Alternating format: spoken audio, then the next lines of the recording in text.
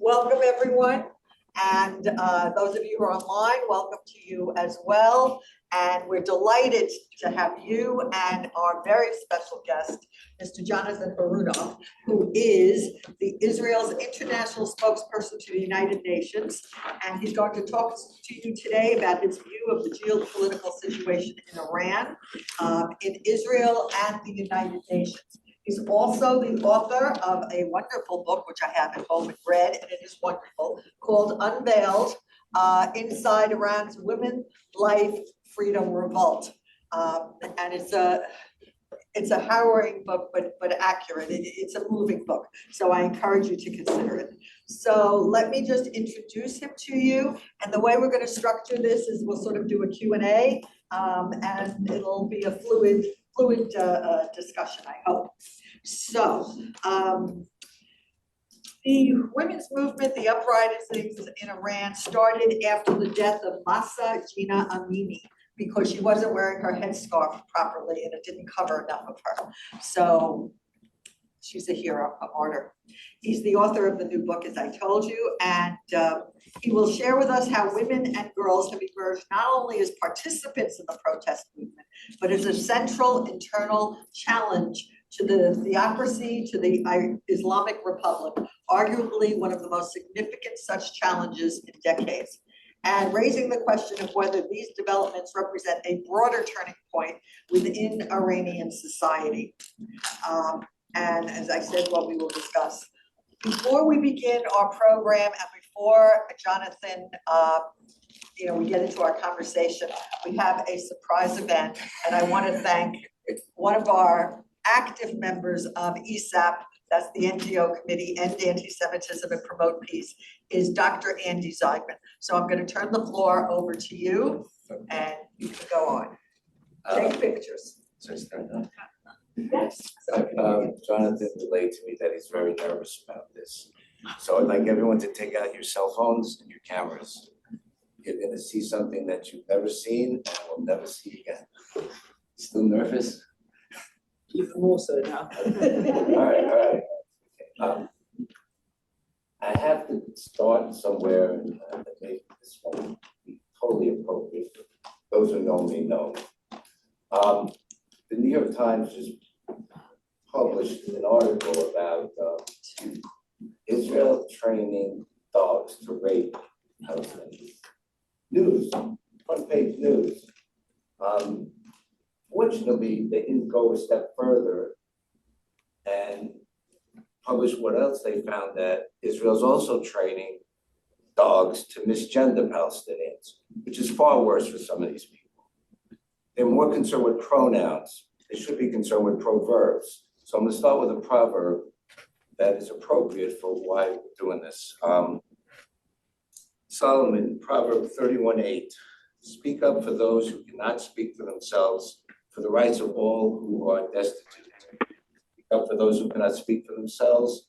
Ensure justice for those being crushed. My friend John and I are here. It's from West Papua. Papua was a territory that in 1961 was freed from Dutch rule. In 1962, Indonesia came in and colonized, another popular word. And for the last 60 years or so, they have genocided the people of West Papua. They have no voice. It's a Christian nation, and it also is probably the most pro-Israel nation on the planet, bar none, even America. 50%, this is where I first started, 50% of the inhabitants of West Papua are Black. The other 50% are also Black. So Black lives absolutely do not matter there as they don't in Nigeria or Sudan. But we have to speak for those who can't speak. We're going to do a ceremony now. You ready? Yes. This is called a crowning ceremony. The crowning ceremony is, they crown a chief in West Papua is a deeply significant traditional ceremony rooted in Melanesian culture and often involving symbolic use of the use of a bird of paradise feathers. I was the first supposed Jewish chief of West Papua. I was crowned a year ago, and I've been speaking on their behalf. I'm passing it on to you to join us. Crowning rituals represent a transition of authority, and in some cases, the welcoming of outsiders into the community. So now you're going to be crowned. I want to put to Jonathan. Oh, thank you so much.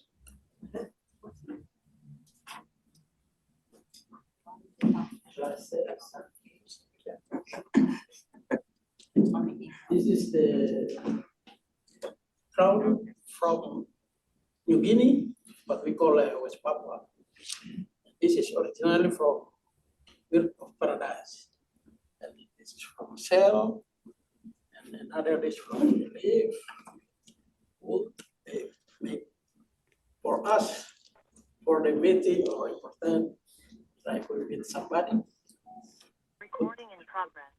Our honor to them. So I give this as my people of West Papua to Israel people, because we stand for Israel until God coming.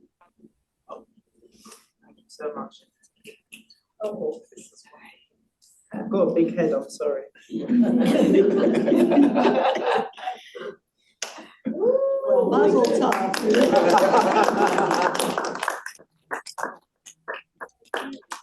We'll take a photo together. So afterwards. So Should I keep it on? No, you can, I guess, you can take it off, whatever you're more comfortable doing. Honored though. It looks What? good. Okay. Okay. Wear it all the time. So as I Thank you said, so it's a much. surprise to everyone and Hello. never probably in our lifetimes Hello. coronation before. Okay, so now we can continue with our regularly scheduled programming, and it follows as such. So,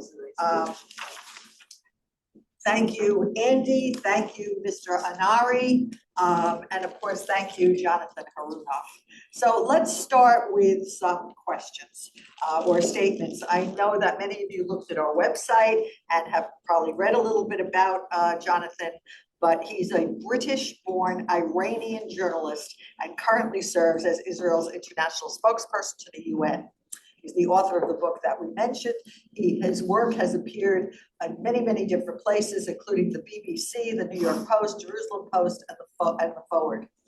Prior to becoming Israel's spokesperson, Jonathan served as senior communications roles in foreign affairs at think tanks based in Washington and at Fortune 500 logistics company. He studied Middle Eastern history, journalism, and international relations at the universities of Cambridge, Columbia, and Harvard. So let's begin with that little introduction. Could you please flesh that out and tell us a little bit about your background and what was life growing up for you? What was that like? Absolutely. And first of all, good afternoon, everyone. Good morning. Thank you so much for coming, and thank you, Isap and Suzanne and Dr. Zyman and of course John for this incredible honor. It's great to be with you all. My name is Jonathan Harounoff, born and raised in England, in northwest London, which has in recent weeks been in the news for all the wrong reasons, but it's actually a wonderful place, a thriving place for Jewish life. I was born and raised a few minutes away from Golders Green, where stabbing took place. And throughout my life, I went to a Jewish primary school, Jewish high school. I was born to an Israeli mum and a British father and Iranian grandparents on both sides.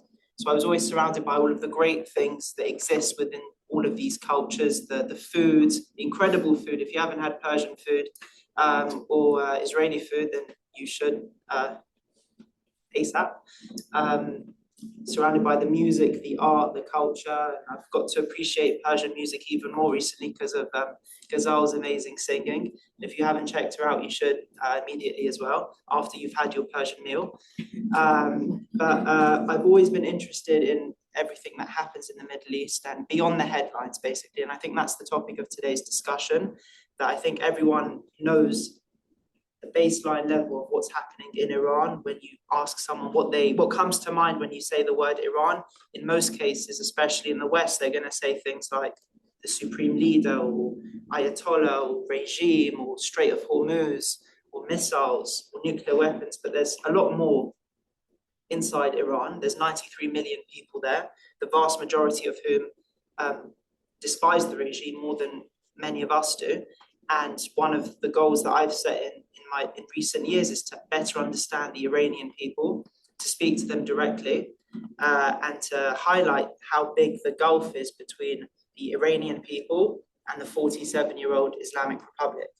And it's something that I've had the honor to do in the field of journalism, where I was covering Iran for about 7 years, and in writing the book for 3 years, and even now at the United Nations, when the institution of the United Nations sometimes neglects to highlight certain voices and amplify certain narratives. What we try and do is correct that. So most recently on International Women's Day this past March, we were privileged, and I believe you were there, Suzanne, we were privileged to bring a number of powerful Iranian lionesses' voices into the United Nations to share their voices and to speak to dignitaries and the world about their harrowing story, and to highlight just how different they are to their oppressors. I can go on, but I'll be happy to continue, and we'll go. So, okay, I'm just curious. Do I keep this, by the way? Yeah. Yes. Really? Oh. Yes. I'll take it to shul tonight to synagogue. Okay, may I ask you, how often do you go to Israel, and how did you become involved specifically to represent Israel at the United Nations? Well, most of my family lives in Israel now, so before this role, I would go a couple of times a year. But since taking on this role, there's not an actual need for someone representing Israel at the United Nations to go to Israel. There are plenty of Israelis in Israel. I think the real need is at the United Nations. So my visits there are more limited, perhaps 1 or 2 times a year. But we spend the bulk of our time here at the UN doing what we need to do. And the way I got this role was, I think, quite unconventional. It wasn't through the conventional diplomatic way. I was invited to cover an event that the Israeli mission to the UN was holding, where they were showing the 47-minute footage of the Hamas atrocities. You were there? Okay. Yes. Yeah. You and about 500 people were there. It was a very well-attended event. It was full of community leaders, diplomats, journalists, some UN officials, although I recall that the Secretary General couldn't come. He said he had a scheduling conflict. But I was invited to cover that event for a newspaper. I wrote about it, and because we're in the age where nobody reads articles, nobody read the article, but I tweeted about it and it got a bit of attention. And the ambassador at the time reached out and we started talking. And a couple of years later, this position came up, and that's how it came about. That's wonderful. And now, given your education at such illustrious universities, the anti-Semitism on campuses, the anti-Semitism throughout the world, this is my opinion, the response from the universities has been very weak at best and horrible at worst. How do you explain this? What has changed? Even with the events with Hamas and the rape and the pillage and the horrors, for some reason, Hamas is getting the sympathy, and particularly as we heard from other speakers, Israeli women are not believed, and they have proof with their own cameras. They're bragging about this. How do you account for this discrepancy, is too mild a word? It's a conversation we've had many times, especially over Pesach. A number of programs was talking about anti-Semitism.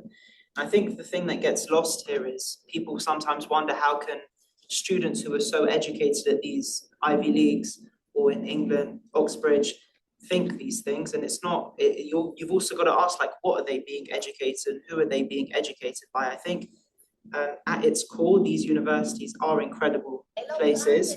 And it was an honor of a lifetime to study at Cambridge and Harvard and Columbia, but it has shifted in the way that there is a lot of toxic stuff being taught there, and students are believing things that are really toxic. And to the extent where I recall shortly after Ayatollah Ali Khamenei, the second supreme leader, was assassinated on February 28th, you didn't see people in Ivy League universities rush to the support of the Iranian people or to understand why the United States and Israel did what they did, but they were holding at NYU and other places vigils in memory of the supreme leader. And you saw the encampments and you saw a lot of things that are just completely misguided and really quite concerning. I think you've also got to look at the sources of funding at some of these universities and have serious conversations. Of course, it's important to have intellectual collaboration and international collaboration and exchange students and all of those things, cultural exchange. But you've also got to, I think the American people and people in the West and everyone have a right to know what these sources of finances are and what the end goal is, because sometimes it's very hard, it's like a labyrinthian process, and it's very hard to figure out the sources and why people are contributing the way they are and what the end goal is. I know we've had this conversation earlier, and both of my parents were Holocaust survivors, and one of the things that I never understood was how an educated population could buy into this drivel, into this nonsense, into this racism. And here we're seeing it at our most elite universities. The same process is happening again. And as the survivors pass on, my question is, what is history going to look like, and who's going to be writing that? Particularly when there's a huge effort to delegitimize the state of Israel. It was a very harrowing day, and I can speak directly to what you're saying. I mentioned in Golders Green, I'm sure you all are familiar with the stabbing attack. It was a very packed day before that happened, and I was having brunch with my family in Golders Green Road an hour before this happened. And I was scheduled, the attack happened, I believe, at around 11 a.m. I was scheduled to speak to the Holocaust Survivors Center on Golders Green Road at 1 p.m. And then the stabbing attack happened. The event with the Holocaust survivors still went ahead, but it was the most surreal and disturbing turn of historical events, because I was in a room similar to this with about 30 Holocaust survivors. The idea initially was to talk about the distant threat of the Islamic Republic, but all you had to do was quite literally look outside your window and you could see police cordoning off half of the street on one side because of the aftermath of the stabbing attack.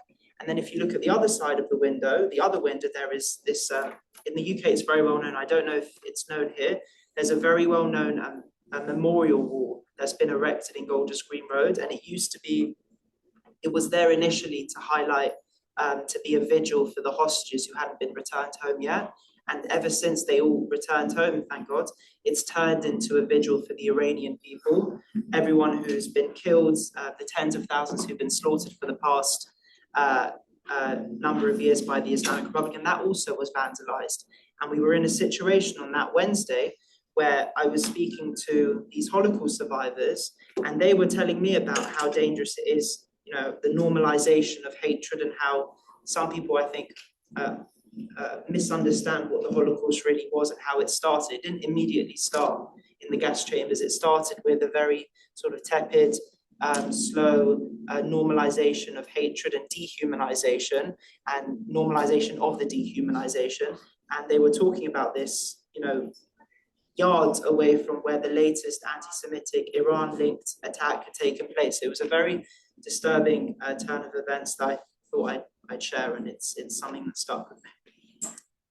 Yes. I have to hear you guys on the audio if you can speak up. Okay. Is this the mic? No. No. We have 360. Okay. Okay, so Just a little bit louder. a little bit louder. Okay.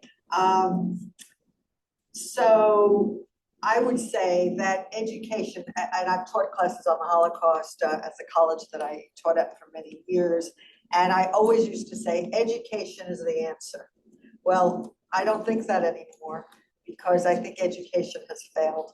And the reason I think it's failed is because of the lack of moral clarity. There is good and there is evil, and everything has been turned on its head. And I agree with you, we have to go after the dark money, because somebody or some country somewhere, somebody's funding it. When all the tents and all the signs look absolutely identical, this didn't happen by accident. So my question to you is, what do you think can be done, particularly with social media, which says it's cool to be an anti-Semite?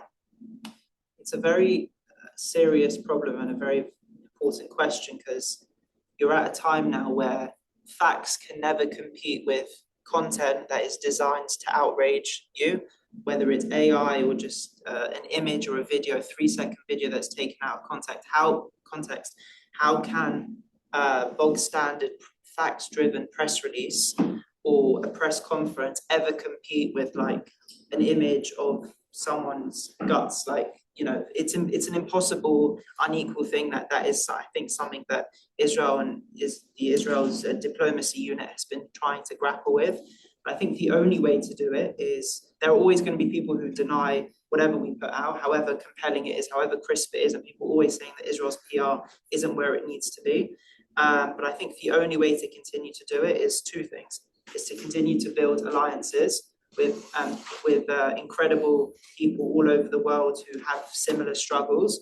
And the other thing is to continue to combat all of this hate with unapologetic truth, and to try and adapt the means of communication to fit the 21st century, whether it's getting a better handle of TikTok or X or whatever, or Instagram, like taking the fight where it's happening most prevalently. And of course you have the kinetic conventional space, and I think Israel is of course doing a good job there, but on the virtual cyberspace, I think there's a lot of opportunity there. So my personal feeling about this is, and particularly we are a very diverse world. We are, even those within the faith community, I do not hear the condemnation across the board. So for instance, we just heard about the Christians being murdered in Papua, and we know they're being murdered in Sudan and Nigeria and elsewhere. Forgive me, God, we don't hear one voice from the Pope about that. All we hear is about the Palestinians. I'm Jewish, many of us in this room, I believe, are as well. We don't have a central Pope, but I do not hear from the clergy the moral values. I do not hear from the younger generation. They're not getting a religious education. And by all means, I do not think that you need a religious education to be a moral person. However, for those people who are, at least they're being exposed to some idea of right and wrong. And it happened that I did a presentation yesterday because it was the International Day of the Family, and I talked about family values. And I went through a list of the 12 major religions. I don't have them with me, but they all have a variation of the golden rule. Do unto others as you would have others do unto you, and that's not being taught. It's not being taught in public school. It's not. I don't think anybody is learning that anymore. And so my question to you is, how can we get the voices that should be speaking about right and wrong and just and unjust? Why aren't we hearing from them? All we're hearing is condemnation of Israel and the Jews, and that's being conflated. I'll speak about this through the context of the United Nations, because that's where I've spent the past couple of years. And I think you're absolutely right that you sometimes feel, and I know a few of you have been to the UN, and hopefully many more of you will visit. And if any of you would like an exclusive tour, open invitation, ideally in groups so that I'm not doing 4,000 tours. But you do oftentimes feel that there is, instead of 193 member states of the United Nations, you do sometimes feel like there's just one member state, which is Israel, because it gets almost exclusive attention at some of the primary organs of the UN, whether it's the Security Council, the General Assembly. And of course, speaking about the situation in Israel and the situation in Gaza is very important. It has to be solved, and it's why there's still a push for Hamas to disarm and so that we can reach the next steps. Of course, those are really important conversations to have. But when you focus on that exclusively at the expense of other people suffering, whether they're Christians or Muslims elsewhere, or any other group of people, that's, I think, where you have a real massive problem. And it sometimes leads you to think that they actually don't care about other people, or they just are maniacally obsessed with the state of Israel. And I've seen it firsthand also when it comes to the Iranian people, there's in December 2025, as I'm sure many of you will recall, there was the protest that's emerged in Iran. They started out to be economic in nature, and then they metastasized into something much greater. But it took 3 weeks for the United Nations and their leadership to process any kind of statement or condemnation or concern. It took 3 weeks for the Secretary General to issue a statement to say that he was shocked to hear what was happening 3 weeks after the emergency. And then there was an emergency session convened, but you can't convene an emergency session 3 weeks after the emergency. But then if you substituted the Iranian people to Israel, then there would have been a session the next day, if not at that day. So all I'm saying is that there should be, the UN can operate at warp speed very efficiently, very effectively, but it should do so, and it should provide equal treatment to all 193 of its membership paying nations. Absolutely, and we know that Israel is the only item that's on the permanent agenda of the Human Rights Commission. No matter what else is going on, it's there for Israel to be singled out, which violates all the rules of that committee and of the United Nations. And so I'm going to ask you, do you think the United Nations has any value? Yes, I think the United Nations has incredible potential, and it was built with very, very noble goals in the wake of the Second World War, with the objective of preventing other huge atrocities from occurring. It wasn't just the Holocaust, it was also the Second World War, where you saw anywhere between 70 to 90 million people killed. So it was built on very noble and good foundations, but it has swayed. And the thing that gives me hope, at least this year, is that we're on the cusp of some leadership change. With right at the top, the Secretary General's Antonio Guterres' term is up. His 10-year term is up, and now they're figuring out who's going to lead next. And there's a whole election interview process that involves the Security Council and the General Assembly. Every single candidate on the short list, and a number of them are female, and the UN has never had a female Secretary General, by the way. But every single candidate recognizes to an extent that the UN is broken and it needs change. But I believe that whoever takes on that mantle will try and course correct, which gives me hope. And the other thing that gives me hope is that the United States has made it, one of their core missions, especially since the ambassador came in, Ambassador Mike Waltz and his team, to hold the UN accountable, and as you've seen it on their hats, make the UN great again. And they want, they're the biggest donor to the UN, followed by China, and they hold a certain sway that other countries do, and they've tried to hold the UN accountable so that it's focusing on the things that deserve focus, and that it's not being overly politicized, and that it's not wasting its resources and time. And the other thing is you have the emergence of institutions like the Board of Peace. Of course, it's not apples for apples at this point, and its primary mandate right now is Gaza.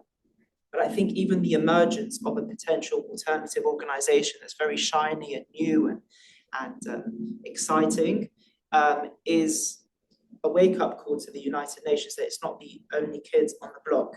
And I remember there was 1 week, a few months ago, where a lot of foreign ministers from different countries were speaking at a Security Council session that was convened by the United Kingdom's foreign minister. And the next day, they were speaking at the Board of Peace's inaugural board meeting. And it was very obvious that the excitement among the foreign ministers was not to be at the UN, but to be at the Board of Peace.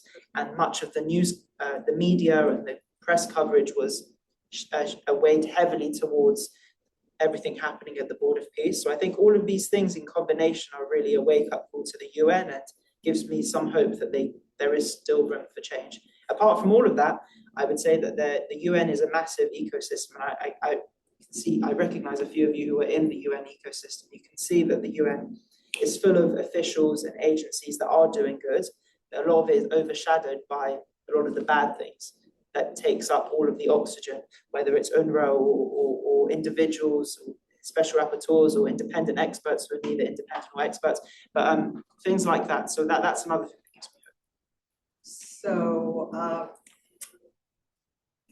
when Iran became a member of the Human Rights Committee And Francesca Albanese was the chair of, another part of all these multiple committees and so on. You're right, it's an echo chamber. It really made me ask, what are we doing? So I'm glad to hear that you are optimistic, and that just says to me that competition is good. And For sure. that's as a general way of thinking. So Monopolies are never good, especially in diplomacy.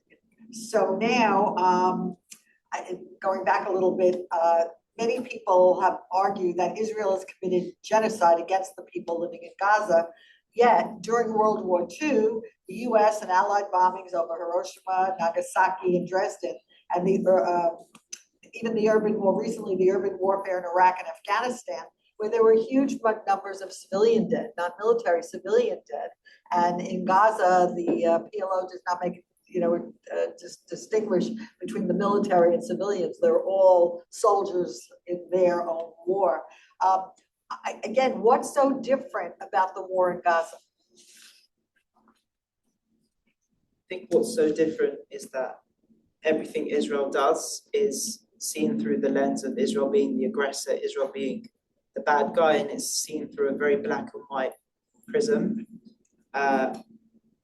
But of course, what happened in Gaza is not a genocide, and many of the people who advocate that thesis conveniently leave out what happened on October the 7th, and they just start their chronology on October the 8th as if everything just Israel and its IDF, military and government just spontaneously decided to unleash havoc on the people of Gaza. And of course, that's a ridiculous, ludicrous, preposterous thing to say.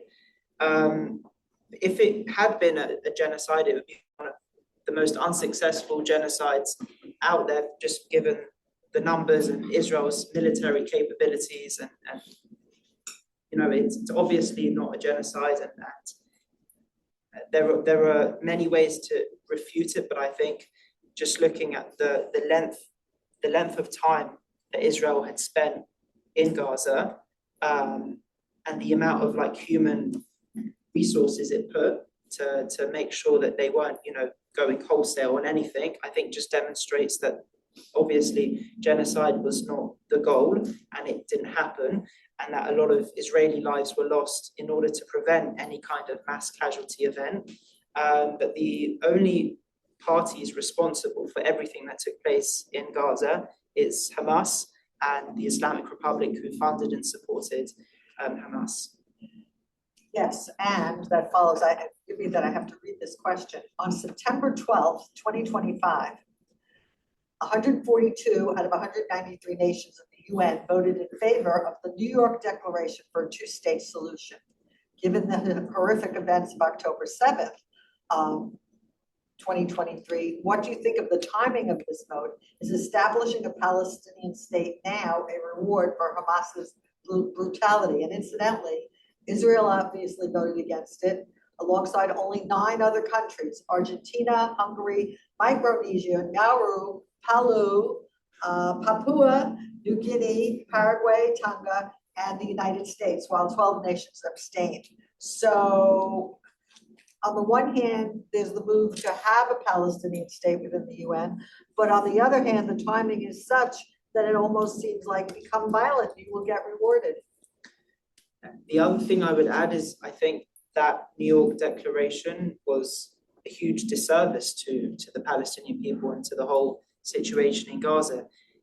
You had a very rare annual opportunity where all the world's leaders were coming and convening, and and this was before the ceasefire had come into effect, while there were still hostages lingering, while the conflict was still very much unresolved. And instead of these leaders coming together and trying to figure out how to resolve it, they used their very finite time on the podium of the General Assembly to make these sweeping declarations that didn't actually advance anything. They just said, we recognize a Palestinian state, but their words didn't muster up a Palestinian state.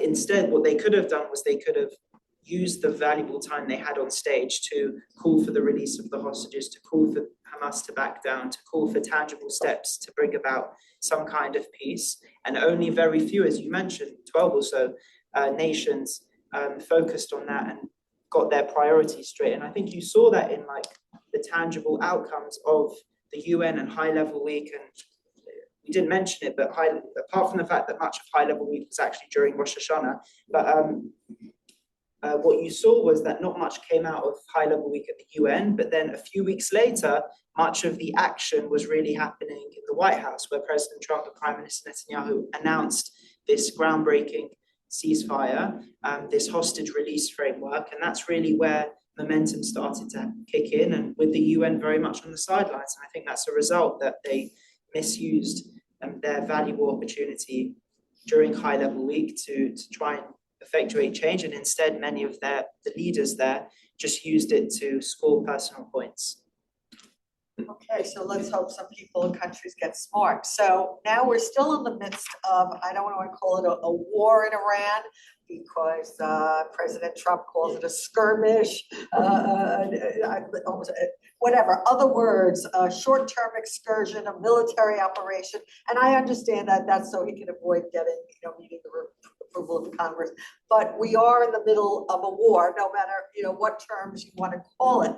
So, but my question is, what do you think the outcome is going to be of all of this? It seems to me that in the beginning of this whole thing, when Israel came through with the telephones and they came through with the United States with the stealth bombing and going and destroying the military and the Navy and the Air Force and so on, I thought for sure it was going to end very soon. And there was talk about the people uprising and they were going to get weapons and so on. And instead, I will just add to, where you began, instead what we saw is that people came out and they were just ruthlessly killed about 40,000 people. And at the session that you described that the Israeli mission brought, I will just tell you, they brought some Iranian women.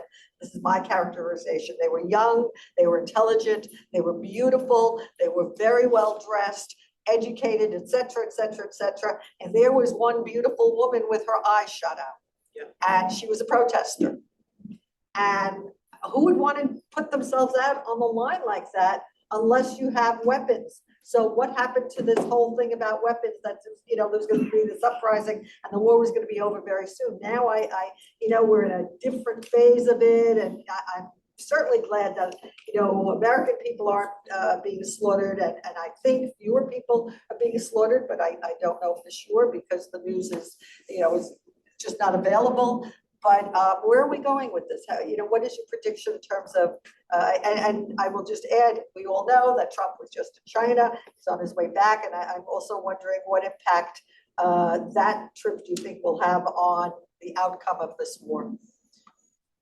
There are certainly a lot of moving parts here. I think the first thing to be cognizant of is history here. The Islamic Republic is 47 years old.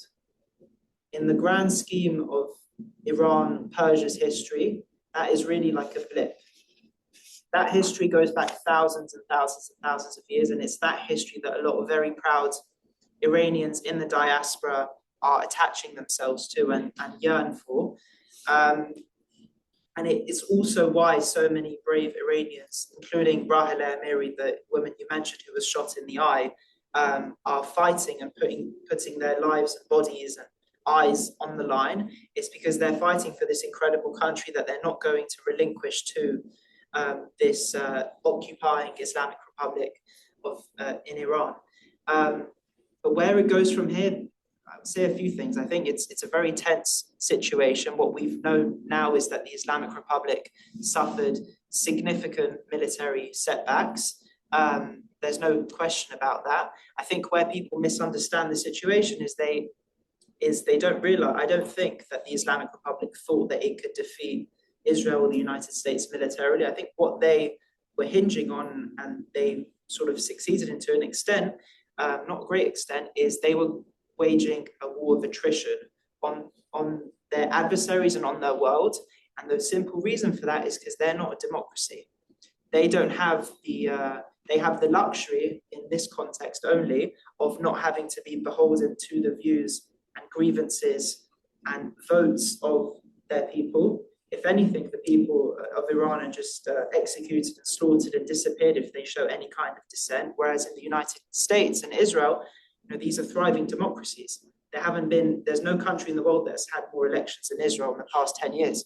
And the United States, of course, whenever there's pressure at the pump or any kind of pressure, your government officials hear about it very quickly. And you've just seen how much pressure there is from the media, who are always trying to cook up a narrative that the United States somehow is losing this war, which is obviously not true. But the tactic that the Islamic Republic had was to wage this war of attrition, to hold the global economy hostage. It's what you're seeing play out in the Strait of Hormuz.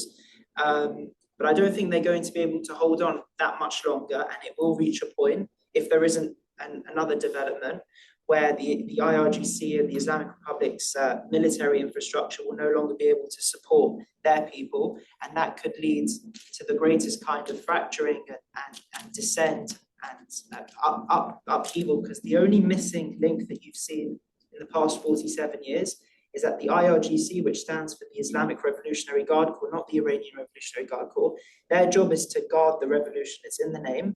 And ever since 1979, they've remained fairly faithful to that. If you see a splintering there and defections from the military wing of the regime away from the clerical leadership, that could really be a turning point. But what I predict in the future is that the people of Iran, I think it was unfair to assume that the people of Iran should rise up in the middle of a war. They don't have a government that has an iron dome for them or shelters. They don't care about their people. So it's only human for those people to seek shelter and to look after themselves during these times of conflict. But what you can be absolutely certain of is all it takes is another trigger, another killing of a young Iranian woman, or mass economic unrest for there to be another massive uprising, and who knows if that one could be like a terminal one.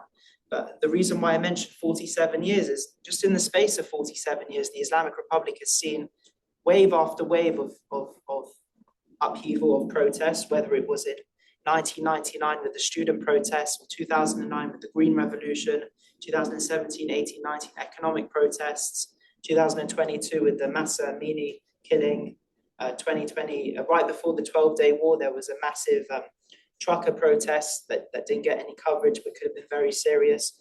So what you're seeing now is that there's definitely a series of uprisings which are happening in a smaller amount of time with greater intensity, and it's only a matter of time before the regime will give.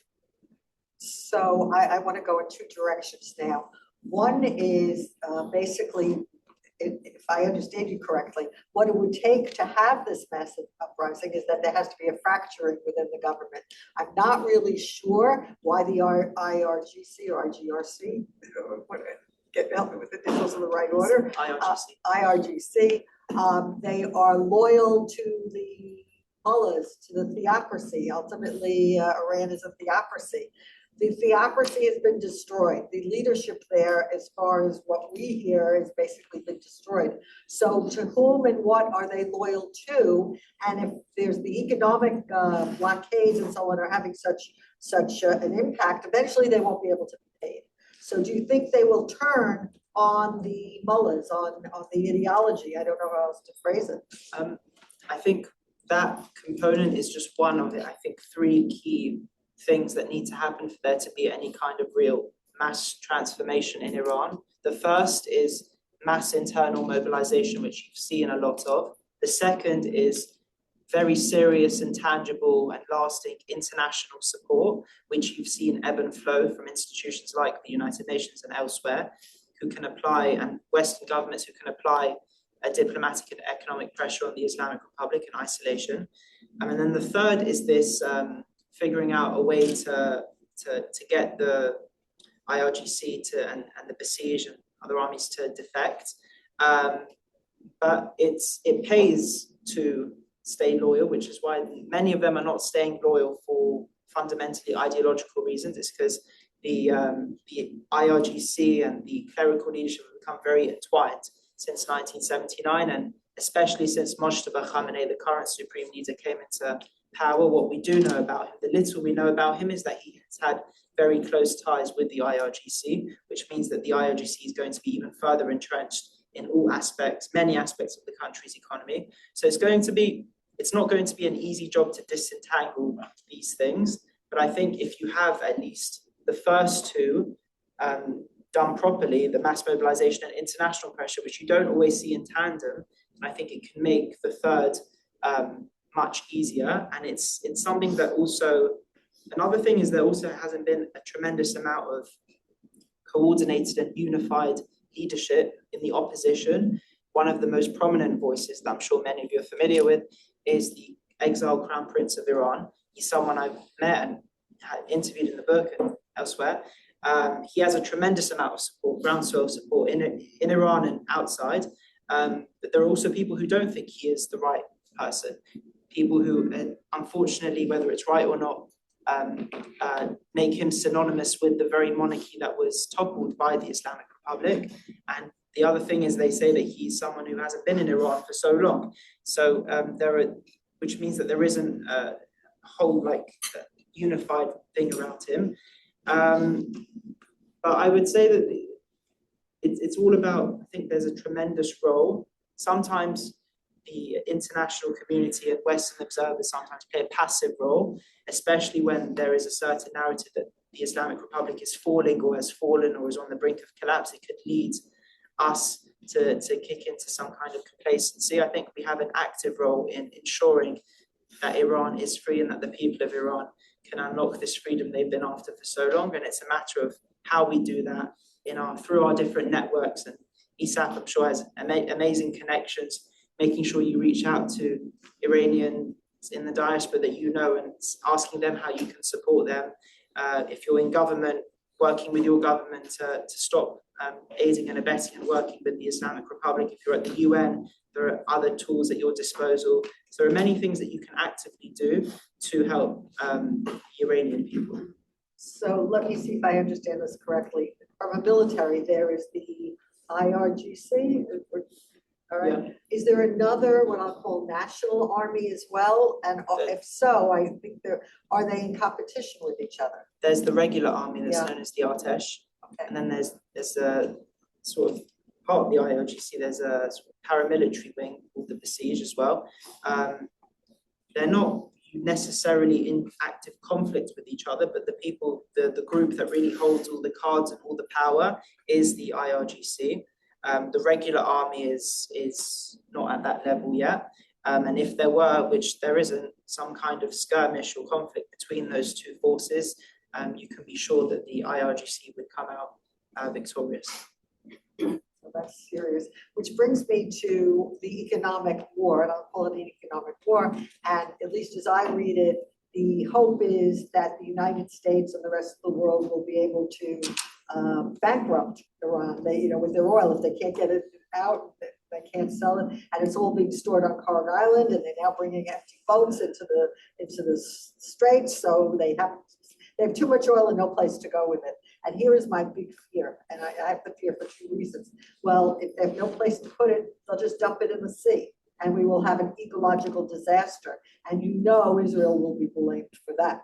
So I was wondering if there was any thoughts as to what about the dumping of the oil? Is anybody talking about the ecological impact of that problem? It's an interesting point. I haven't heard, I don't think that is an option that is being considered at this point, but it is a very interesting aspect. And obviously the ecological disaster would be enormous, but I think it's too valuable for them to consider that at this point. And I think definitely a component of President Trump's visit to China was to talk about the situation in Iran. We saw some reports saying that China recognizes that the Islamic Republic can never have a nuclear weapon. I'm sure they were also talking about oil and things like that, since China is the primary purchaser of Iranian oil, about 90% of it. So they are very big players in this game, for sure. But I don't think that the dumping has been like a major factor being considered now. But maybe down the line, if there's a serious gridlock and an accumulation of all of this stuff and there's nowhere to put it, that might become a more relevant conversation. I know you don't have a crystal ball, but after this skirmish, quote unquote, is over, it will move on. What do you think Israel's relationships will be with the other countries in the Middle East? I mean, you've seen an incredible realignment, not just at the United Nations, when you had members of the Gulf be the ones who are spearheading certain United Nations Security Council resolutions condemning the Islamic Republic. Israel wasn't at the forefront of that, and neither the United States, and it was because the Islamic Republic essentially waged war on many of its neighbors, and many of these countries who were original signatories of the Abraham Accords have now, this relationship has hardened and strengthened even more so, unfortunately, out of conflict. And it's why you've seen recent reporting of Israel, providing Iron Dome assistance to the UAE. That, I think, shows you that that relationship has reached another level. And then the Prime Minister's Office of Israel releasing another statement that he had visited the UAE at time of war, which is also an unthinkable thing. So it really, what you've seen is that there is a real realignment going on. And I think a growing recognition that the Islamic Republic isn't a force that wants to improve the region and the world. And I think that the most telling sign for that is, I believe it was in March, there was this unprecedented Security Council resolution that took place where Bahrain put forward this Security Council resolution condemning the Islamic Republic. And not only did it pass the Security Council with 2 abstentions, China and Russia, but you had 135 other countries co-sponsoring this resolution, which is the highest number that there's ever been in the Security Council, which again highlights the point that you're mentioning. I think ultimately there's a recognition that there are certain countries in the region, in the world, where it makes sense and there's a value to your own country as well to build a relationship with. And then there are other countries that are only going to drag you down and get you mired in conflicts. And I think that's something that you're seeing a growing recognition of. Okay, the other part, and again, I may be wrong on my understanding. However, I always perceived that it was the Muslim world against Israel. Now we know about the Shiites and the Sunnis and so on. It seems that that coalition has broken up, and some have moved. The Jews, Israel are not the bad guys anymore. They're bad guys among themselves. So where do you see the Sunni Shia split impacting the possibilities of future peace? I don't know if I would agree with that characterization. I think there's always been some tension or there's always been some infighting. Because it goes down to the very inception of Islam as well, and why there is a split in the first place.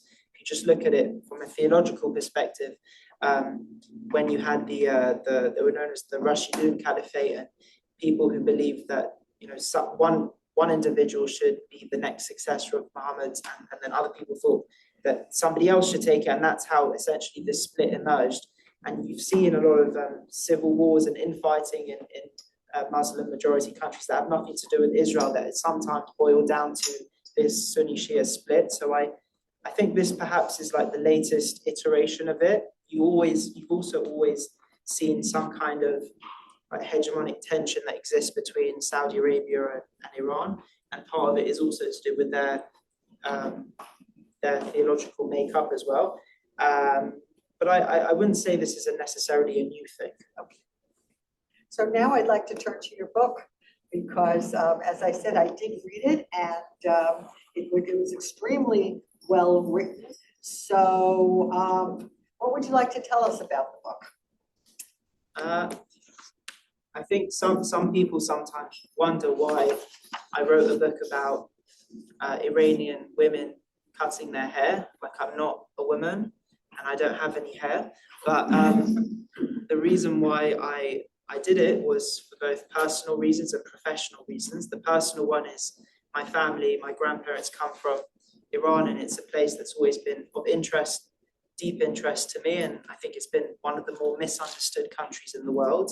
So I wanted to write something that focuses on the humans, both the good and the bad, as opposed to just the regime, which gets a lot of attention. And then professionally, it was, as a trained journalist, people aren't asking these questions. They're talking about the regime. They're talking about Iran in the context of the regime, but they don't have the access, the ability to interview Iranians inside Iran and in the diaspora. And that was something that I had the privilege of doing and cultivating these relationships over 7-8 years through trial and error. And that's also why I wanted to write this book. And it also coincided with one of the most transformative periods in Iran's recent history, this massive women-led protest movement that was sparked by the killing of a young Iranian Kurdish woman that many of you are familiar with, Mahsa Jina Amini, who on early September, she was visiting Tehran with her family. She was weeks away from starting a microbiology program at university. She came from the city of Saqqez, Kurdish part of Iran, and she was stopped as she left Tehran's metro station by the country's notorious morality police.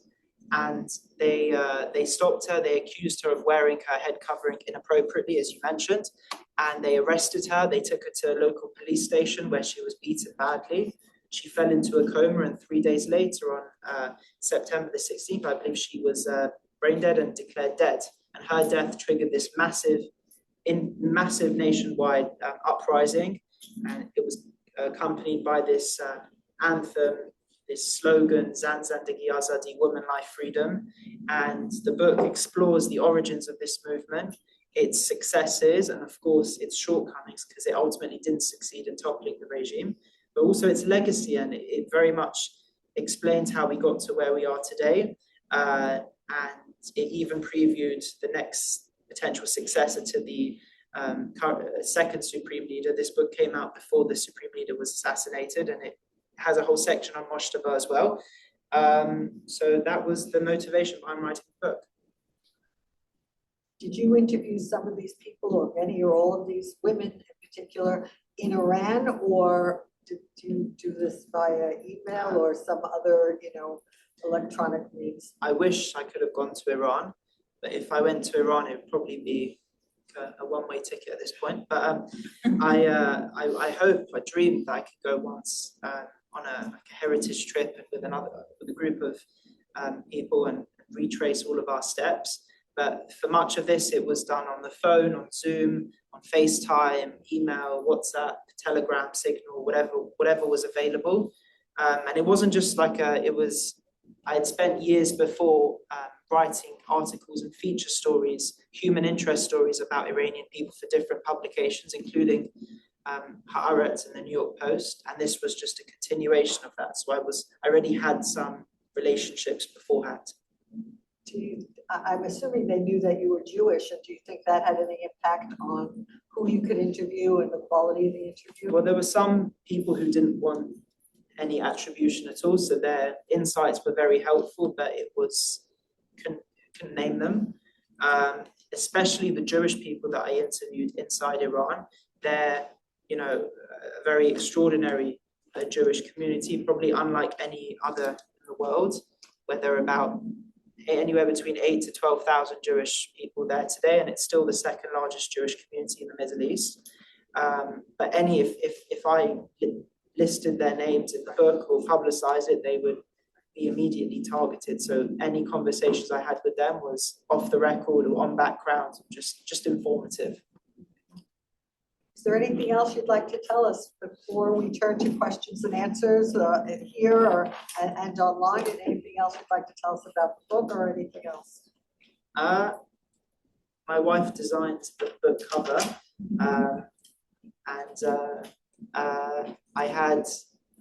I think the reception of it has been quite heartwarming. The number of Iranians who've been grateful and is really extraordinary. But the only one disappointment I had was with the United Nations, actually, where the book came out September 2025, and my publicist was reaching out to a lot of bookstores to see who would carry the book, and they reached out to the United Nations bookstore, because the UN has a massive bookstore, if you haven't been to the basement, and it stocks a lot of books written by UN officials or on topics of interest to the UN. But within 48 hours of submitting the book, the UN bookstore team got back to us to say verbatim that this book on Iran and women's rights and human rights doesn't align with UN global priorities, which was confusing. But I happened to speak the next day with a producer on Dr. Phil's show, and she told Dr. Phil, and Dr. Phil lost his mind, and we had a whole segment about it. But that was the only other thing that I found. It goes back to the earlier thing that we were talking about, that seems to be a level of interest at the UN concerning certain groups of people, but not others. And it's very disturbing, especially when there's a lot of apathy towards the people of Iran, who deserve so much more. So once again, the UN is hypocritical in their behavior and actions. I mean, you would think that this would be precisely what they would want to sell in their bookstore, Yeah. but if it's not written from the approved perspective, you know. I later found out that another book that was rejected as well was Elie Sharabi's book, Hostage. So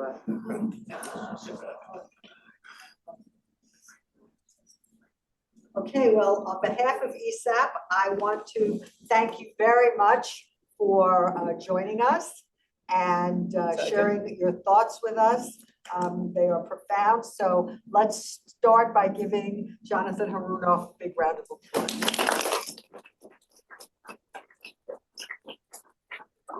To this audience, does anyone have questions, or go ahead? If you would just give us your name and affiliation, if you have an affiliation. Sure. I'm Tal, and I'm with Andrew. I have two questions, but the main one is, what happened to the Kurdish people? They were supposed, in Israel at least, they were talking about the Kurdish people coming in and aiding the Iranian people in uprising and being the troops on the ground, but that didn't happen. And the second one is whenever I try to advocate for Iranian people, the answer I get is, well, there's 93 million Iranians. How do we know? We hear that that's not the majority. It's only, like, the propaganda is so strong on the other side that there's people that literally believe it's only few Iranians that want the regime to be gone. How do we show them that it's not, that it's the majority? well, thank you, Tal. I'll start with the second question first.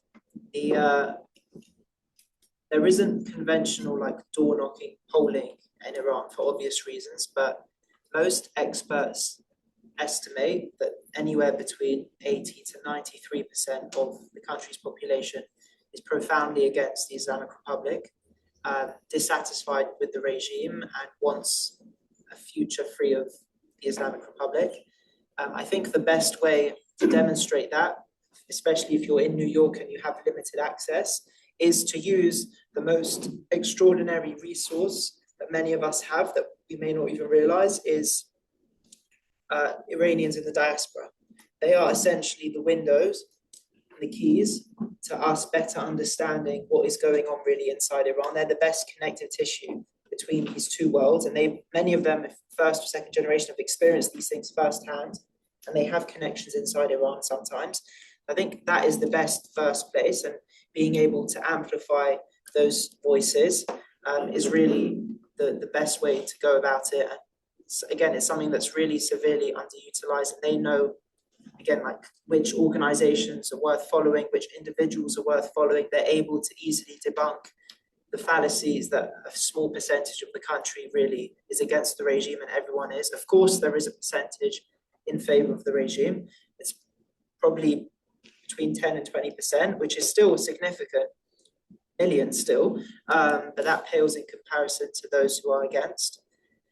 In terms of the Kurdish question, it's not as if the Kurdish people are going to come into Iran. These Kurdish people, many of them are Iranian, live in Iran, are from Iran, but their identity also happens to be Kurdish. Same with Mahsa Amini, and many of the people who were killed and many people who I interviewed who have now relationships with are Kurdish. One of the individuals who came on International Women's Day, she was Kurdish, an athlete who was prevented from participating, representing her country because of her additional Kurdish identity. But I'm not going to speculate over what, like, future operations could look like. But one thing is for sure is that the Kurdish people have really borne the brunt.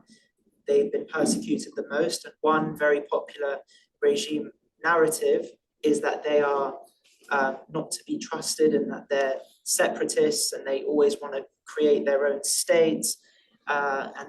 So that's why those kinds of narratives that they're going to come in and maybe perhaps carve out their own area and fight for that can be quite dangerous, because it leads into the narrative of the Islamic Republic. But one thing is for sure is that they're, at least the ones that I've met with, the many I've met with and spoken to, is that they're an extraordinary group of people who are fiercely proud to be Iranian and Kurdish, and they've oftentimes been persecuted for those dual identities. And even in the 12-day war, you had a period of time where many Jewish people were arrested, interrogated, and many Kurdish people were also arrested and interrogated, and a number were also executed as well, on suspicion of collusion and collaboration. And whenever there's any kind of flare-up, they're the ones who often are targeted first.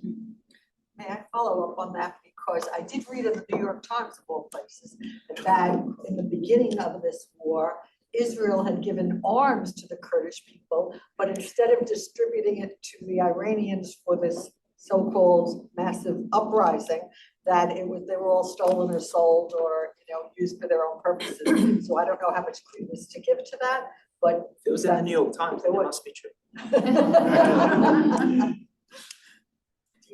I can't. Sorry. Oh, go ahead. So while the absolute numbers of the Iranian people are against the regime, the weapons and the guns are with the regime. So what would you say are the prospects for the people to take over, and maybe even you have any ideas how to facilitate it? That's why I think the international community have a serious role to play here. Of course, any change has to be driven by the people inside Iran, but it doesn't mean that everyone here should just lay back and just wait for that future to happen. Like some people sometimes speak about this as if a free Iran is just going to suddenly come out of thin air, but I think we actually play a very real role in this, and there are a lot of expectations. And I think as you're interested in human rights and you want a freer and more prosperous and safer Middle East, I think it's in your interest to do so. And we were talking about it a bit before, but there are many industries, contacts that many of you may have, whether it's in journalism or media or politics, government or diplomacy, where you can actually play a very real role. And I think the first tangible thing I would say is to just, if you know any Iranians in your network who live in the diaspora, to reach out to them, and you'll be surprised that they will have also ideas for you on how you can support them. It's not about like one single action that's going to suddenly transform this country and uproot this behemoth that is the Islamic Republic. I think it's going to be a combination of very small actions of many millions of people coming together for there to be some real change. Do we have a question from the online group before I turn back? Okay, go ahead. Hi, I'm Ariel Gordon. It's on a similar note, but it was touched upon earlier as well, that there is a small but mighty collective of nations and individuals, some represented in this room, who are allies to the Israeli and Iranian community. And I often am told that, we've tried to support them and understand these other communities, and there has not been any return of collaboration or assistance in our endeavors. I'm curious if there are strategies being implemented or ideas as to how we can create that allyship and strengthen it and improve that bond. If I understand your question correctly, you're saying that, can you just clarify? Essentially, I'm asking if you have potentially a coalition or some sort of just collaboration with these nations and individuals who are interested before we attempt to educate those who are not so interested in assisting in the furthering cause. Is that clear? Sorry. I think it depends on which nations we're talking about. I think there are some that are much more interested in, especially the nations that comprise of large diaspora communities of Iranians, are the ones that are probably going to be compelled to help the most, whether they like it or not. So countries like Germany or Canada or the US, Israel, England. But if you are talking about like more remote countries that don't have any connection at all, I think that becomes more difficult. But I think it's a process. I think you have to build relationships on the ground first. And it's something that I've seen, like just if you take London for an example, the first group of people to almost invariably come to the support of the Jewish people whenever there is, unfortunately too often, an anti-Semitic attack are the Iranian diaspora. They're usually there before the Jewish people are there.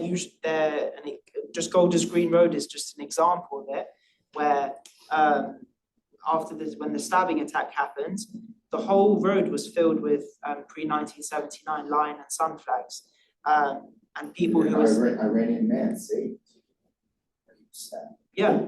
I mean, these are like heroes, and the bond is there, but we have to find ways to amplify that and to take it just beyond a grassroots level, and to get countries at the government level, upper levels, more interested, and to highlight that the people of Iran are not their regime and not their oppressors, and that a free Iran is in their interest as well. But sometimes I think with these situations, the only time these countries wake up is after a tragedy.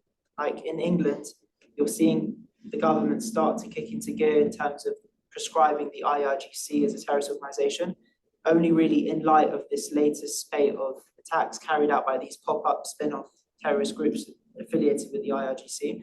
Unfortunately, I think you're going to see that trend continue, that countries aren't really going to think it's their problem until it really becomes their problem. And that's just part of human nature, unfortunately. If I may, I really would like to ask people online if there are any questions there. Okay, so if you would at least share that, and then we'll go back to Andy, and then we'll go over here. So you said the book was born from a need to show a very clear distinction between the Islamic Republic of Iran and the people of Iran. How do you navigate that distinction while reporting, and why do you think it gets lost in the mainstream coverage? I think it gets lost in the mainstream coverage because two reasons. First, there is a very overwhelming lack of access inside Iran for people to understand what's going on. Sorry, what was the question? Yeah, could you Read it loudly? Sure. So you said that the book was born from a need to show a very clear distinction between the Islamic Republic of Iran and the people of Iran. How do you navigate that distinction while reporting, and why do you think it gets lost in the mainstream? Okay, for everyone, the distinction between the people of Iran and the government of Iran, essentially. And why is that distinction lost, at least in the mainstream? There are some journalists who do amazing work, and there are some journalists and media organizations that can be quite simplistic in their reporting. The thing that I keep thinking about is December 2025. In the week where the protests, uprising, and then eventual slaughter happened, there was very little coverage about what was happening. I looked at just the UK scene, and I saw that The Guardian, I'm sure you're familiar with The Guardian, very left-leaning publication in England, they published basically one flagship story about the situation in Iran, and that story was published by the Islamic Republic's foreign minister. That was their only piece of journalism that came out at the time. And I think it really highlights this problem that exists, that too many people are clumping together the Islamic Republic with the people, and they're assuming that there's this rally around the flag effect and everyone in the country supports the regime. Of course, that's not true. And the way what I've done at least to try and fight back is to highlight some of the stories, the human stories, that really demonstrate just how the extent to which the Iranian people have suffered and the extent to which they are fighting back. And there are so many other amazing Iranian individuals who are using their skills and their voices and their singing and other things as well, and other talents to highlight the beauty of Persian culture and to separate that very clearly from the Islamic Republic. Andy. First of all, before I forget, on Sunday at noon to 3 at Dag Hammarskjöld Plaza, we are staging a large Iranian-Israeli rally. These happen every weekend virtually, so whoever thinks it's not happening, pay attention. Whenever you address the media is the enemy. They're the other side. They're gonna spin everything to make it look, but I would venture that 99% of the people of Iran are against the IRGC, because I'm at every rally with them and nobody is supporting them. The only people supporting them are some Upper West Side liberals. That's about it. So that's my story. So you're saying there's no counter There's demonstrations? Never, not one. You see it sometimes We do it among every weekend. students, but yeah, misinformed Not students. Iran, but Not Iranians. Hezbollah. They don't show up. We're not out there. Suzanne? Yes. No, nobody. There's not one of them. Not one. None of them. Not one. Okay, we'll take this We question. have more questions from Zoom, please. We have more questions from Zoom. Can you please read them? Okay, we'll do one question here and then we'll turn to Zoom. We'll do Zoom questions. So go ahead. Hi, good morning, Eddie Amani here. Thank you very much for the conversation. As part of the Iranian diaspora locally. Hi, good morning. Eddie Amani. Thank you for your wonderful, insightful information this morning.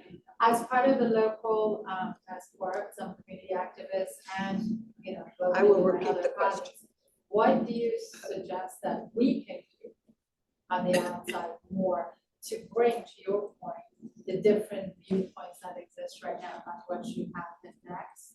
That's the first question. Second, One at a time. how So- can we be one voice? One at a time. So the question was, what can we do and to work with the outside, the diaspora people from Iran to help move the situation forward? Is that a good? Okay, so if you would try to answer that and then we'll continue. I think people are driven and stirred not by like statements and prompts in this day. They're driven by stories, by humans, by faces, by names.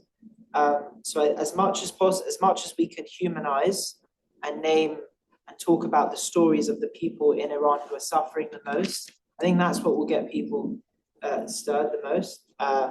Like you can make a speech and just say the Islamic Republic is bad, it brutalizes people, and I think it would have limited impact. But if your speech consists of a story of someone like Rahel Amiri or Shiva Amini or Mahsa Amini or men as well who've suffered, I think that's what will get people to move. And we know, just a few of the Iranian people, but there are millions and millions and millions of stories, voices, harrowing tales that haven't been told that I think we can do a much greater job at.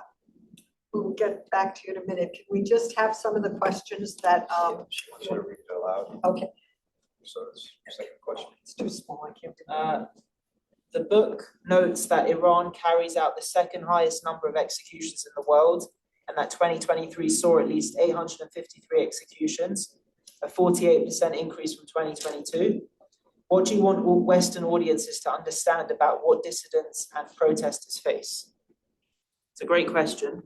I think they face, it's not like attending a rally or a protest in New York. If you are staging an uprising in Iran, it can, and in many cases does, cost you your safety, your life, which I think just doubles down on just how brave many of these people are, where they know that they're putting their lives on the line, and they're doing so because the fight for a free Iran and for their future is worth it. So I think that number has already been well exceeded in 2026. January alone was the bloodiest month in the Islamic Republic's 47 years, which I get again highlights just how much is at stake and how dangerous it is, and just how brave the people of Iran are. Do you have any other questions? One more there? question. One more?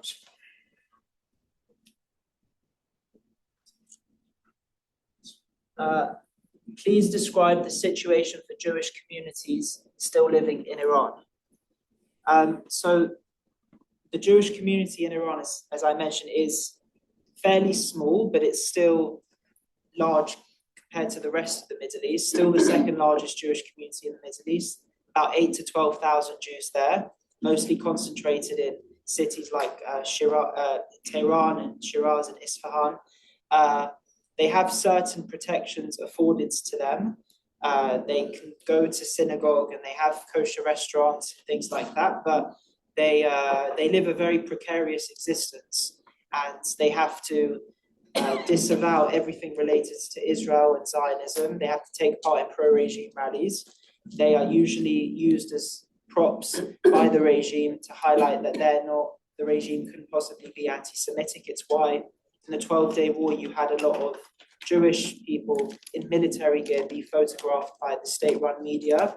You had people with kippot on their heads who were at the forefront essentially of this fight against the Zionist enemy. So Iran, at its heyday, there were about 90 to 100,000 Jewish people living in Iran. But that number really started to shrink dramatically after 1979 with the introduction of the Islamic Republic. And the first private citizen to be executed by the Islamic Republic was a very prominent Jewish businessman. His name was Habib Iranian. And he was a philanthropist, a very successful entrepreneur, revolutionized a number of very key industries in Iran, including the plastics industry. And he was executed, accused of spying. He was killed in the firing line. And that was really a wake-up call to the Jewish community there, that if someone like that isn't safe, then none of us are. And that's what led to waves and waves of departures. But there is still a Jewish community that exists there. There's still a chief rabbi of Iran that is there. But their Jewish life and what it means to be Jewish is very different to what we would think of here. Ina, did we have a question back there? And then we'll turn. There's one more. Okay, there's one more. Do you want to read that last question there? And then we'll turn back to our audience here. You've covered Iran for about 7 years. Since the book was published, how has the situation evolved? Is the spark still alive? I would say that even though the situation has certainly evolved, the spark is absolutely alive. The embers of unrest haven't been resolved. The people of Iran are still very disgruntled, still suffering, still live under a regime that is investing billions and billions of dollars in a very expensive and dangerous foreign policy that is at the expense of them being able to put food and water on the table for their families. You saw a very serious water crisis and gas and electricity shortage before the war broke out. And as the summer approaches now, I think that's just going to resurface and become another problem for the regime to solve. But again, it goes back to what I said before, that you are going to see the movement, the uprising, a different incarnation of the uprising. It may not look exactly like the way it did before, but the people are essentially done with the regime. And 2022, 2023, I think its greatest success was that it marked a point of no return for the vast majority of the Iranian people, and look forwards to the next bout of unrest, and who knows what will come of that. But the spark is certainly still alive because their problems haven't been resolved yet. Okay, let's go back here. You had a question. So to those of us who have friends in Iran, some of which we may not have heard from in months because of the internet shutdown, how do we help them? Yeah, you're right.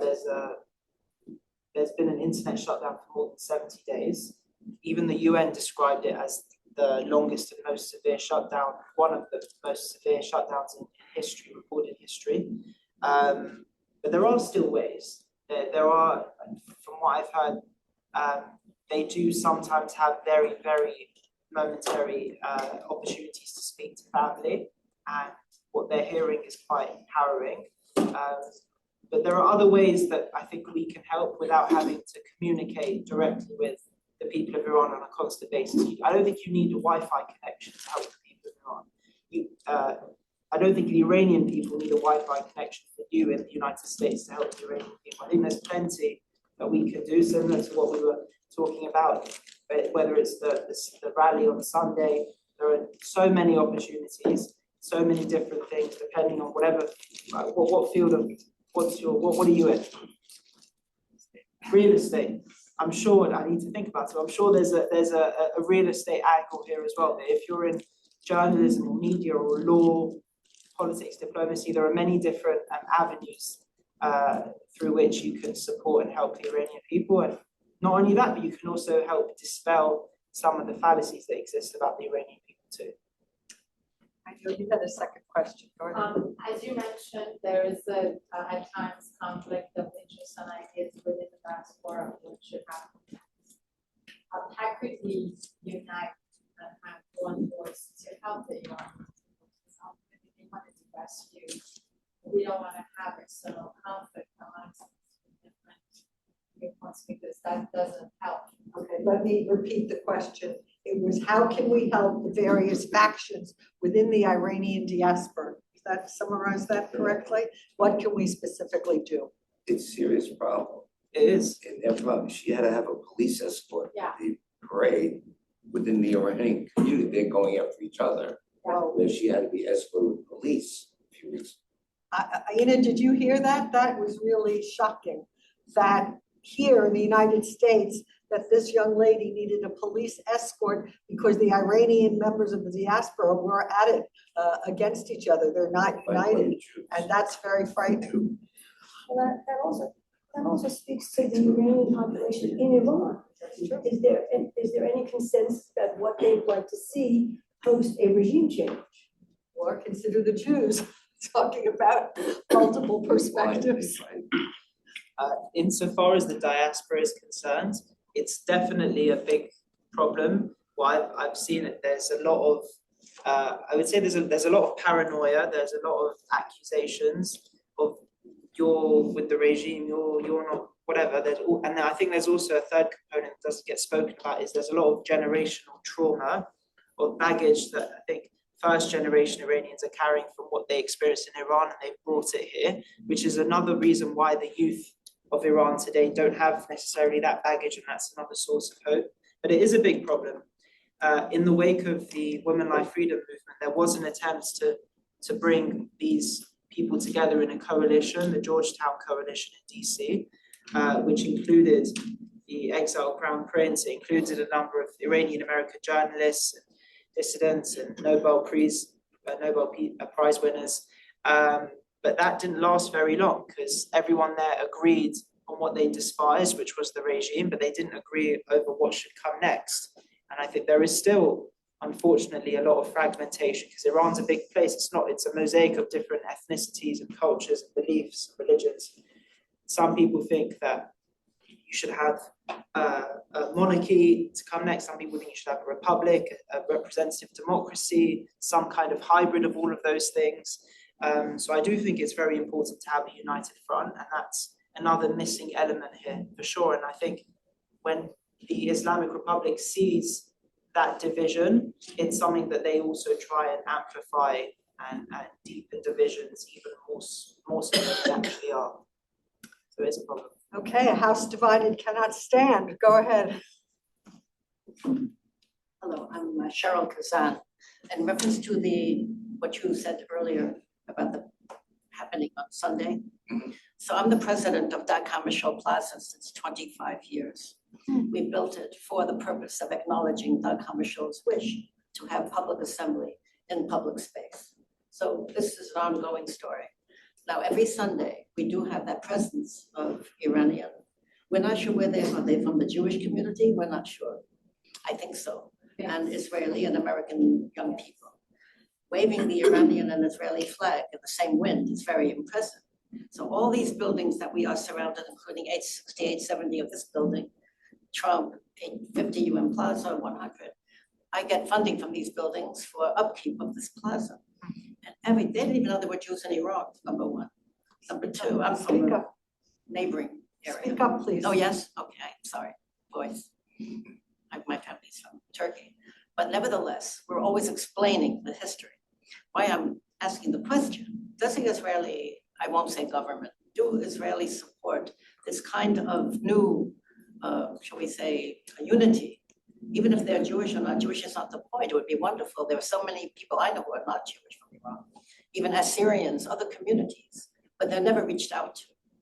I mean, I don't think they even know what's happening over here. There's a lot of miscommunication, no communication, and Israel doesn't really help that much, may I say, in my opinion.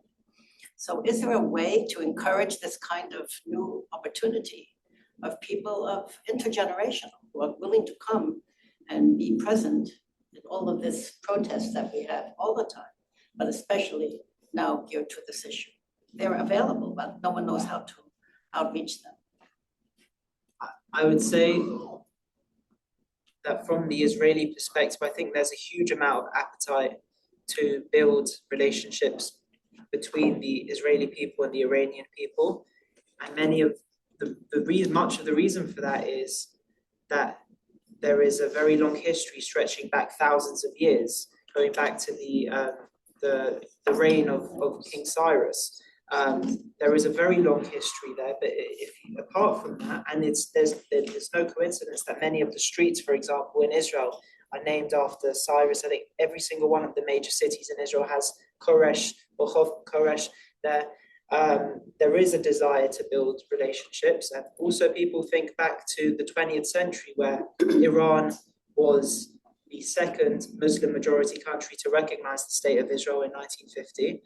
There was a very strong relationship that existed there. For David Ben-Gurion, forming a relationship with Iran was absolutely critical to the survival of the state of Israel.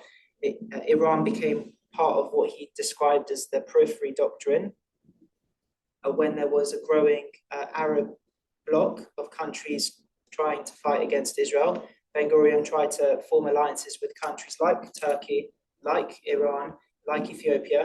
And you've seen that play out in the subsequent decades, where there was a massive earthquake, for example, in Iran in the early 60s in Qasvin. Israel sent a team of water engineers, technology experts to help rebuild and rehabilitate. And I think there is a huge appetite to rekindle that relationship, to have flights again from Tel Aviv to Tehran, back and forth. Of course there is, and there's a huge Iranian diaspora community in Israel as well. So I think there is a lot of knowledge, and more so than other countries, I think Israel does distinguish between the people of Iran and the people of Israel. It's no coincidence that whenever there is a video or a social media post posted by an Israeli or an Israeli official where they're speaking directly to the people of Iran, that tends to get a huge amount of engagement and traction. I think it's because it's backed by this history and this desire to rekindle this relationship. Is there another question? Sorry. The media is Sorry, God, please. The media is dampening what's going on. My friends are spending 10 times a day in bomb shelters to free the Iranian people in Israel right now. But you don't see that in the news. And if you go to every one of those people in the bomb shelter, you say, what do you think? They say they will stay there as long as they have to, so those people are free. But you won't see that on the news at all. So there is a huge 100%. connection, a huge connection. 100%. Everyone in Israel is taking the biggest brunt right now, just to free the Iranian people. But the news, it's like a blackout. I know, I'm a journalist. All right, so you know, there's no such They thing don't as news. report So then you what should really know is it's all happening. propaganda. They're not gonna show that. Go to anyone in a bomb shelter. I have a lot of friends at bomb shelters 10 times a day. They're giving up their lives to save the Iranian people, literally. So there is the tightest connection there could ever be of any two countries. And they want the war to continue, so we finish it once and for all, and they're willing to live there. As long All as they my don't- friends and family. What I hear is the need for a very strong PR network to reach out. And I'm just gonna say, Cheryl, either you can have your email address, or I will take the liberty, if you want to write to ESAP, and I will forward to you all the contacts. But I think that's something we can all reach out to. And as you spoke, I happen to have an Iranian neighbor, and we're cordial and so on, we're friendly. But frankly, I avoid this situation in Iran because I don't know where she stands on this. I know she has family there. I don't want to put her in a position that would make her uncomfortable. So we just avoid it. She doesn't bring it up and I don't bring it up, but now I'm going to raise it with her.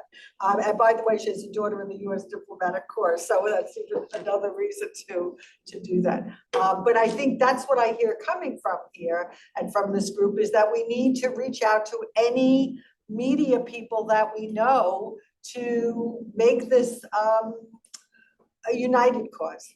Go ahead. Point of information, before you send out any contacts, please inform everybody on the membership list that you wish to forward their personal contact information, such as an email, to this particular person and organization. Otherwise, I'd say no. I agree, I allow mine, but you please forward it because there are people I may not want my information out there. And I would just say there is an attendance sheet going around somewhere, and if you haven't signed it, please do sign it. So we will have contact information for you, and you can always reach out to me, and I will forward it to Cheryl or to you to follow up with this. So we have any another question, please. Yes. Another online question. Go ahead. Jonathan, can you please read? Or yes.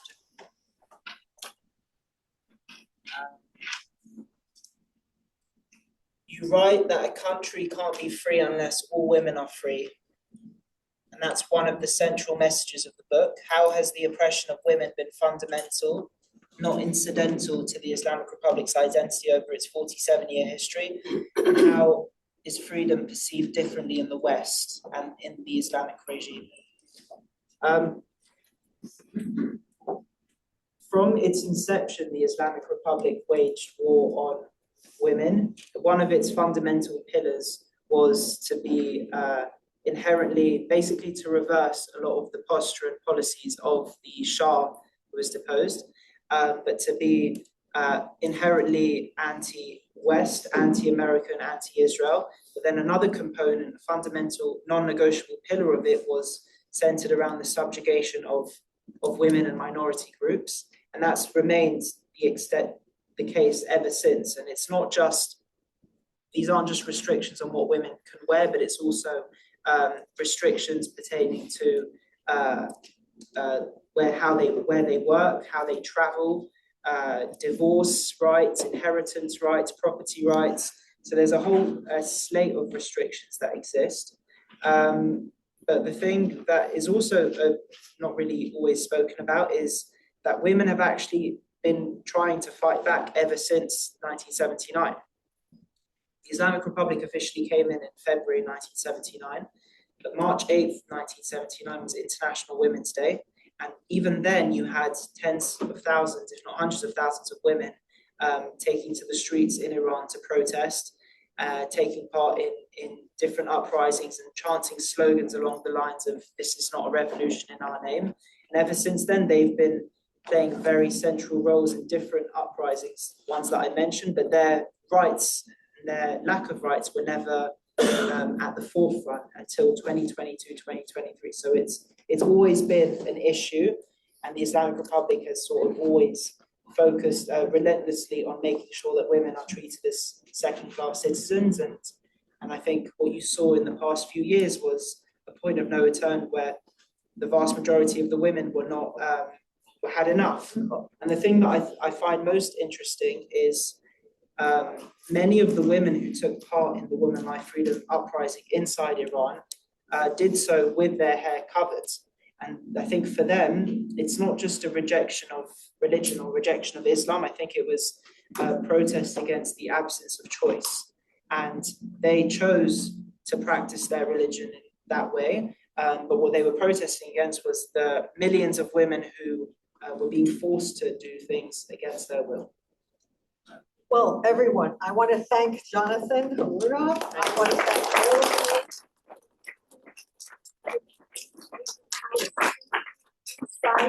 And I want to just say a few things before I let everyone go. When we end, the books are here if you want them, and Jonathan will sign them for you, personalize them for you. However, for those of you who are new and not on our mailing list, we have a number of upcoming events that are online. The next one that will be in person is on June 9th, where we have another author, Dr. Jonathan Hamill, who is a medical doctor from Paris who grew up in Rhode Island. And he's a new book called The Jewish Hospital. It's going to come out June 2nd. And it's a historical novel based on his grandmother's experience as a nurse in Berlin's Jewish hospital during the Holocaust. So I think that should be outstanding, but not to minimize the virtual events. We are having a business meeting this coming Monday, but then Dr. Ina Rosenspitz, who you saw on the screen, is chairing a program. And the program is organized by the Psycho-Historical Association. The conference is Breaking Cycles of Violence, Psycho-Historical Perspectives on Individual and Collective Healing. Well, I want to just add to this, this is Saturday and Sunday. It starts from May 29th to the 31st. And it's a whole series of conversations. But what I want to share with you is that from our membership, some of you may know Dr. Phil Tinglin, and I will be speaking on an area called Cold Peace versus Hot War, Memory, Moral Education, and the Work of Standing Up Against Hate. And then there will be a quasi-repeat of a program that we already had on breaking the silence of violence through Holocaust education and the arts. And if you recall, we had that at Fordham University. It was extremely well received. But that's on an Israeli Day parade, isn't it? Oh, I wasn't aware of that. Yes, the 31st is the Israeli Day Parade. So I once again, before we end in Mazal, I have not informed you, but if you would be kind enough to sing for us the national anthem, I would very appreciate it. The American and the Hatima. I would love to sing the Iranian anthem. Then at the Iranian, even, okay, ladies and gentlemen, if you would rise, and this is a very special performance. Please tell us what we're going to be listening to. So, Everybody. I would love to share the Iranian anthem with you guys, and before I do so, I think I should read you guys the translation of this anthem, because it shows just the beauty and strength of our culture. And this is the anthem pre-revolution. So the anthem says, the anthem says, "O Iran, O land of precious jewels, O your soil is the source of artistry and virtue. Far from you be the thoughts of evil, may you remain enduring and eternal. O enemy, if you are stone, then I am steel. My life is sacrificed for the pure soil of my homeland. Since your love became my calling, my thoughts are never far from you. In your path, what value do our lives even have? May the land of our Iran endure forever." Iran, ey marz porgoher, ey khakat sar, chashme honar, dur az to andishe badar, poyande mani to javedan. دشمنان تو سنگ خاره مرا هنر جان من فدای خاک پاک میارم بر تو چار شد پیشم دور از تو نیست اندیشم در راه تو کی ارزشی دارد این جان ما پاینده باد خاک ایران ما کی ارزشی دارد این جان ما پاینده باد خاک ایران ما. Thank you.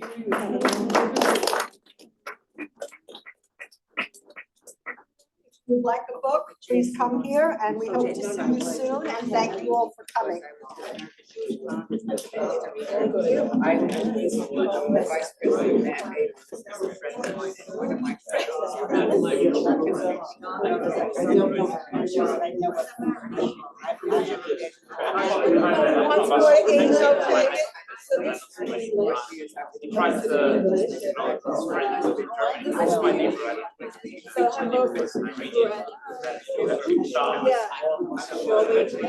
Right, yeah, Yes. And the one at the police. Yeah, I went to the one, I didn't even think about it. About that. I didn't go to the gala.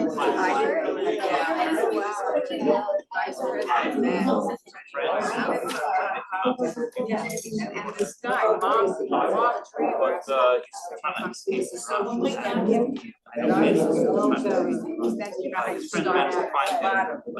start at the bottom, you start at the top. 20 years? 20 years? Okay. Fine, audience. Close the room. See you next time.